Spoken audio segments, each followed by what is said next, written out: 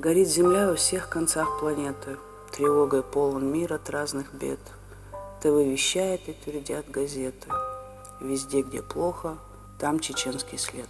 И пусть беда случилась за границей, но если там раздался звон монет, почудились кому-то наши лица, в эфире тут же есть чеченский след. И пусть чеченцев не было и близко, и пусть среди заказчиков их нет, но сразу злополучная записка вещает на весь мир чеченский след. И так дошло все это до маразма, и длится этот фарс немало лет. Но как тут обойтись нам без сарказма, когда везде, во всем чеченский след? Случилось на Таити наводнение, не досчитался Пентагон ракет, а вам скажет ОРТ без промедления. Вот и сюда дошел чеченский след.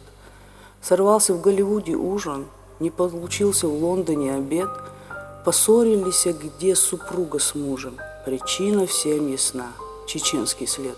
И к черту все, презумпция, законы. И пусть похоже все это на бред, сегодня правы те, на ком погоны. Им чудится везде чеченский след. А нам, чеченцам, видится другое.